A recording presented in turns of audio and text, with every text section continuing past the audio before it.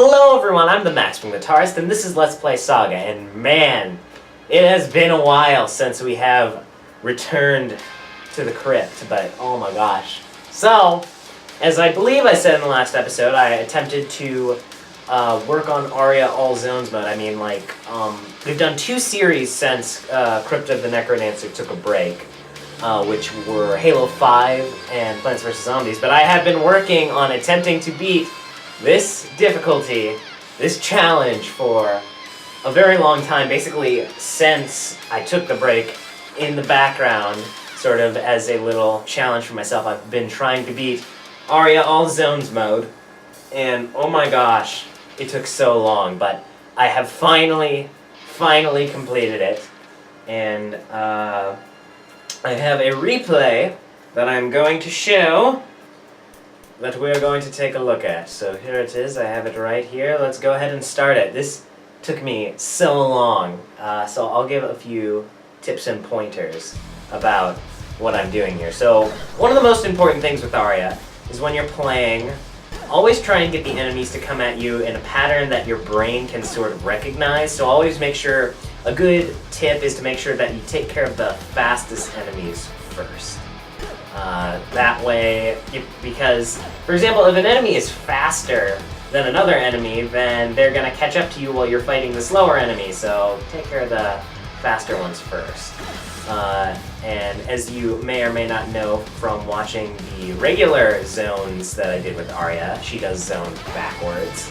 I'm assuming that if you're watching this, you've probably seen all of my other episodes. That's just what I'm going to assume. So, if that's the case, then there's really not much explanation to go for. I mean, it's just all zones with Aria. So, there's not much explanation that we have to deal with. So, right here I have the mini-boss, the mommy. What I'm trying to do, the mommy is pretty much the most annoying enemy in the game. So what I'm trying to do here is get this trap, this pig on the wall, to shoot her so that I can do some damage without having to get near her. And I was able to successfully do that and take her out relatively quickly.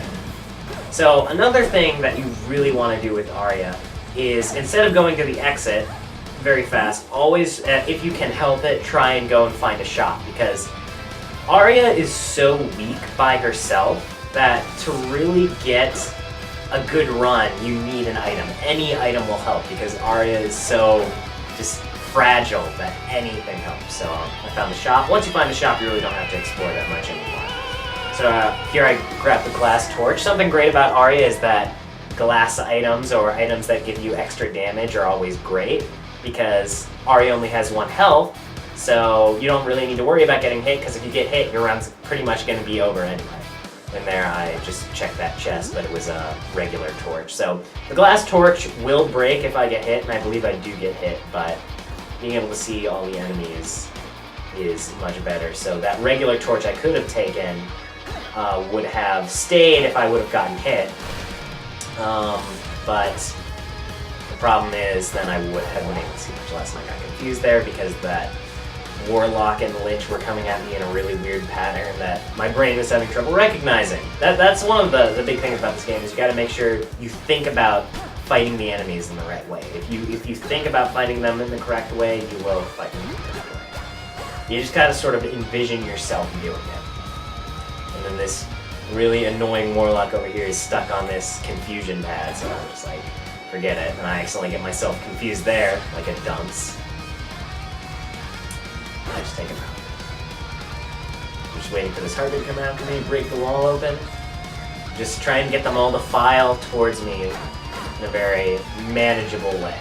We have our shop here, and I can see the red dragon coming up. So this might be a little confusing, because what I did was I just picked up the sunglasses, and the sunglasses, what they do is they give you +1 damage, but they make it so that all of the enemies become silhouettes. So you can tell what type of enemy they are, like, oh, that's a skeleton knight, or oh, that's the shopkeeper over there, or those are golems.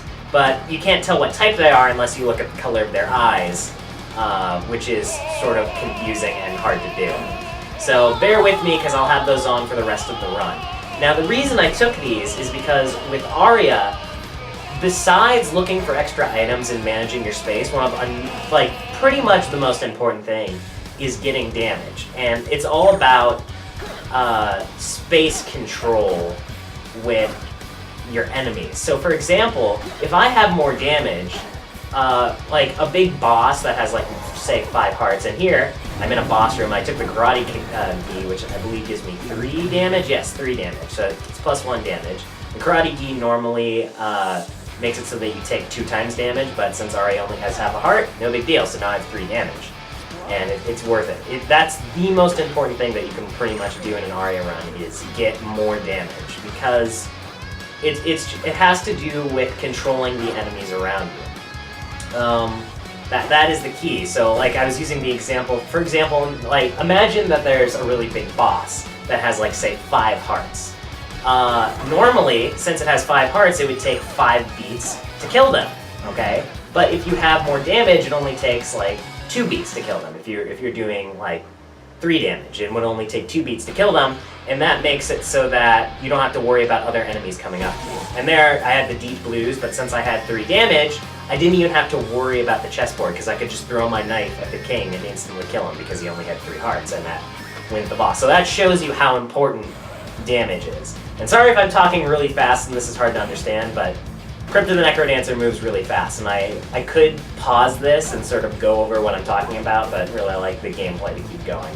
And here we're at 4 damage. Now I got those boosts that give me +1 damage, and it's really extremely important to have good damage. I picked up a better shovel there. Pretty much you should try and look at a shop. Like, no matter what, you should try to desperately get to a shop for pretty much the first 2 zones, I'd say. So like your zone 3 and zone 4, you should really try and focus on getting a shot before you leave the level. And this gets a little scary here because they get pretty close to me. And then this Minotaur, I can take out in 2 hits, but if I would have had only 1 damage, then that knight would have caught up to me and killed me, and I would have had to move out of the way, which would have been precarious. So having more damage really, you know, gives you more options. It gives you more ways to prevent bad things from happening, if that makes sense. Ice is really annoying though, because with Aria, if you don't know, ice, when you go over ice, you have to take your hands off the controls, because if you press a button while you're sliding across ice, then it counts as you losing your multiplier, which will damage Aria. And that's no good, so I just try to avoid ice because I don't like sliding at the will of something, you know, that I can't control. So I try to just avoid ice.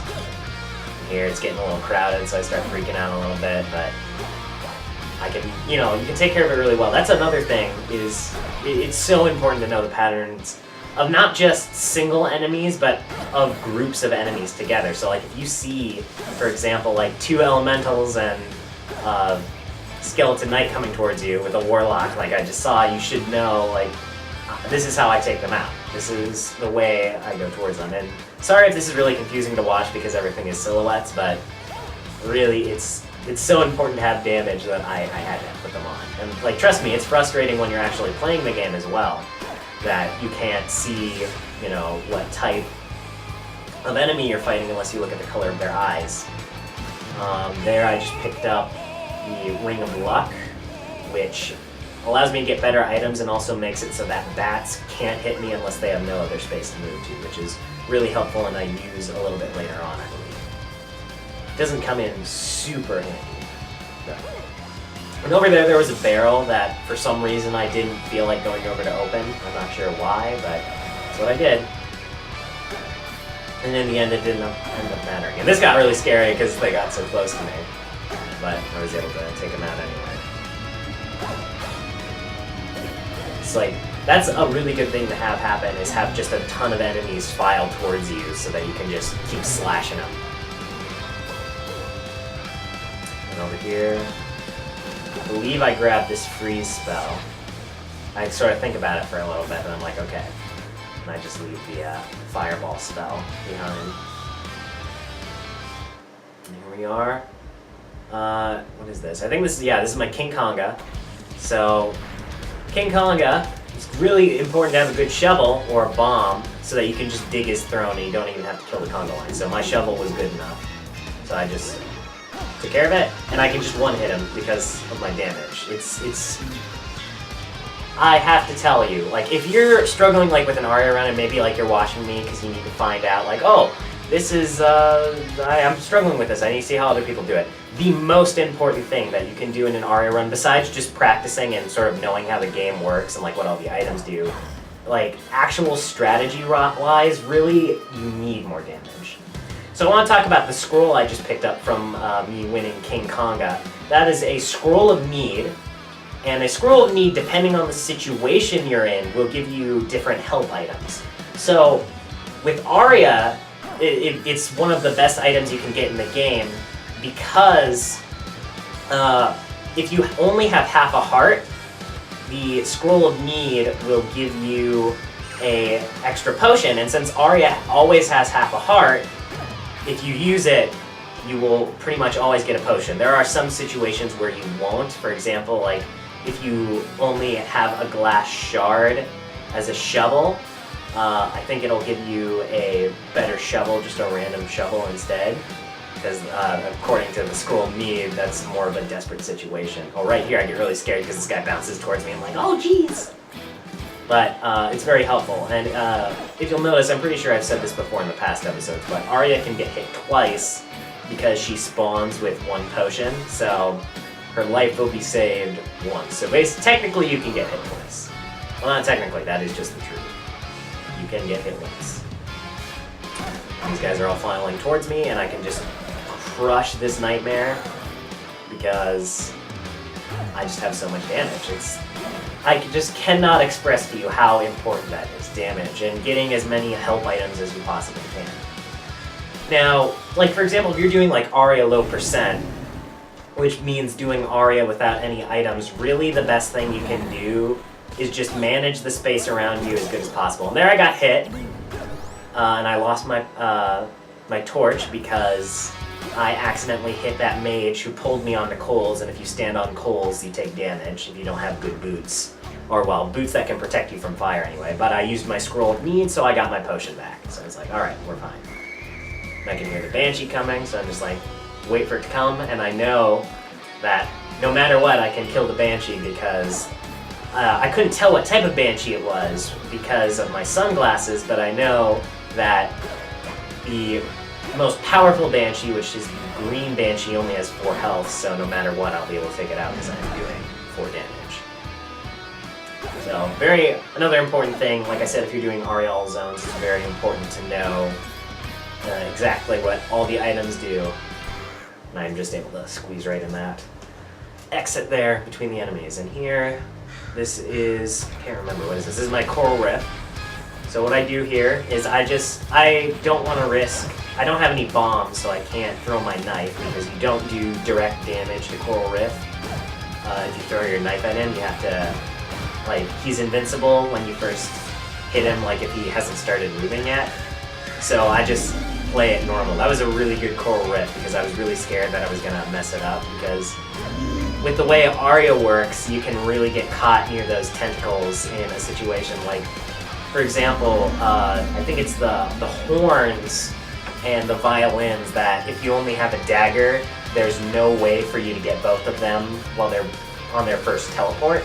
So you really have to watch out for that. And then I just got a damage charm, which gives me 5 damage now. So I'm doing phenomenal. And that spider scared me a little bit because I was like, oh geez, he's right there.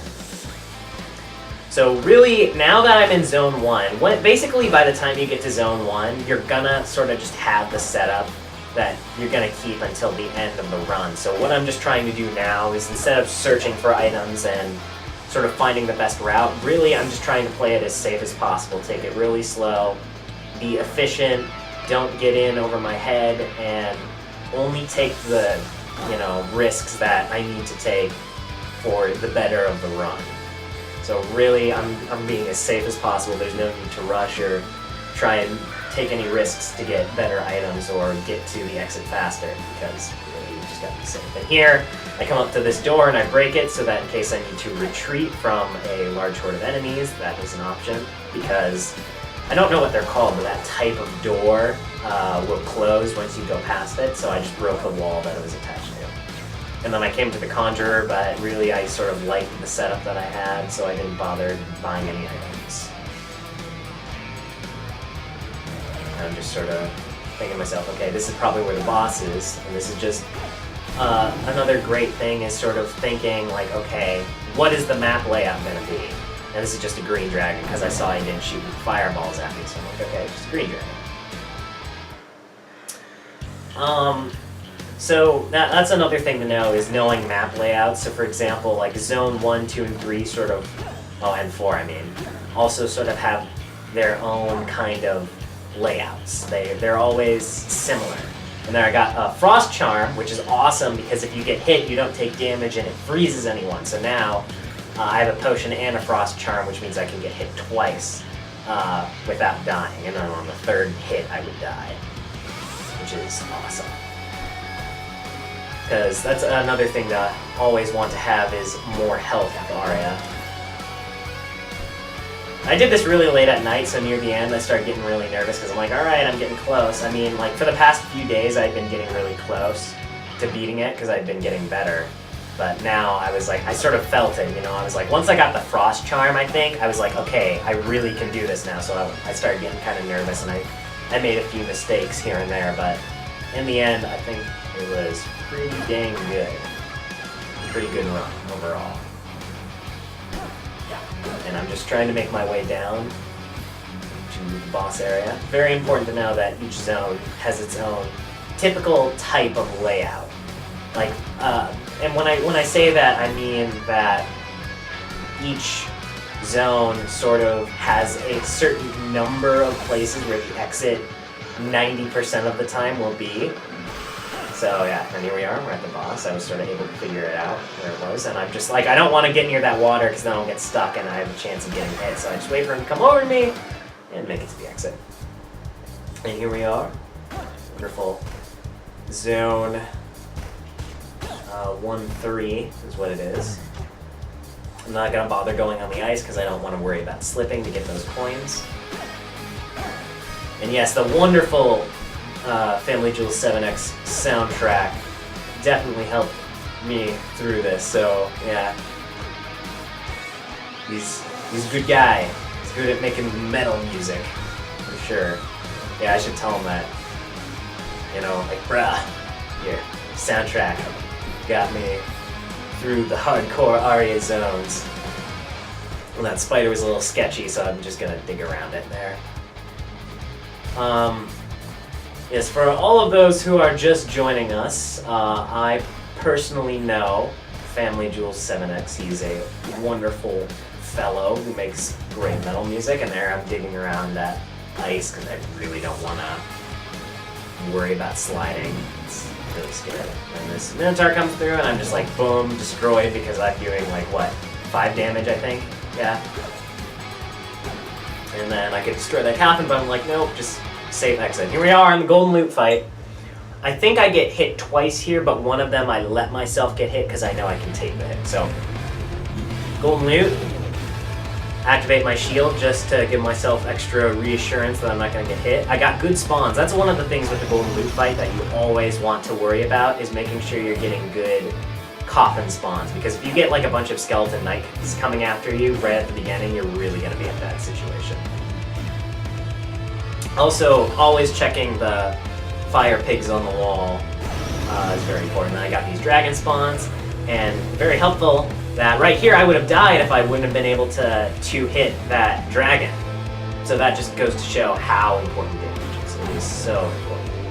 And then here, I think I come around and I get scared, and I could avoid it, but I didn't because I got nervous. I could have gone up there to avoid getting hit by that wall pig, but I got the Frost Charm that saved me from that. And here, one hit left, and then here I'm like, I have my potion left, so I'm just gonna jump into the wall pig and win.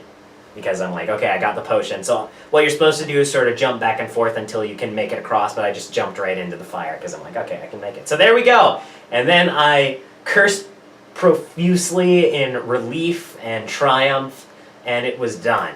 So there you go. That is the Aria All Zones run. So I must inform you that I am not sure if this series will ever be returning, because probably the next hardest thing to do would be there's this one achievement that you can get for playing the game type Deathless mode, which if I go into character select is down here, Deathless mode, which is just lasts forever.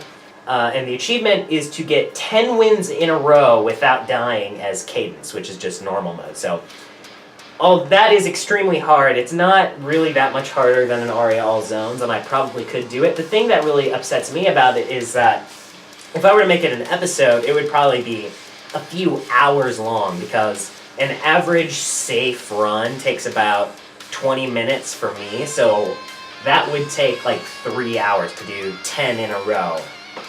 So I don't know if that'll be coming. This is a 100% series though, so I technically can't end the series until I get 100%, so there is a possibility, it's sort of like a 50-50 coin toss, that there will be another episode of Crypt of the Necrodancer, 100%, but it's not really looking like it. I mean, it's 50-50, so there might be one, there might not be, and if there's not, then, you know, really only great things to say about this game. I absolutely love this game. It's a great challenge, great fun. I've been playing it since I got it, pretty much, like, just all the time, casually and hardcore, pro gameplay. The soundtrack, all 5 of the soundtracks. So when I originally started playing this game, there were only 3, but just recently there was an update that added 2 new soundtracks, which are also phenomenal. The music in this game is unbelievably great, and Danny Baranowski, you know, he's really nice, great guy, great composer, and it's just the art in this game, everything about it is awesome, and I highly recommend that you check it out, because it is fantastic. And no, they're not paying me to say that. Brace Yourself Games is not paying me to say any of this. It is just a great, awesome, fun game that's also really challenging. So, that is all for Crypt of the Necrodancer for now. As far as gaming videos go for my channel, I believe that a certain few series will be coming. I'm not so sure when. I'm expecting them to both start around the time summer begins, so about halfway through June, probably. I'm pretty sure that's when summer starts. I don't calendar good, okay?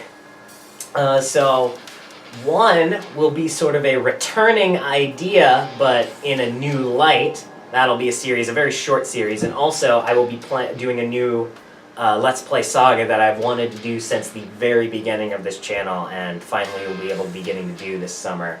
And I am very excited. I cannot tell you guys what it is. You guys are just going to have to wait and see until summer comes around.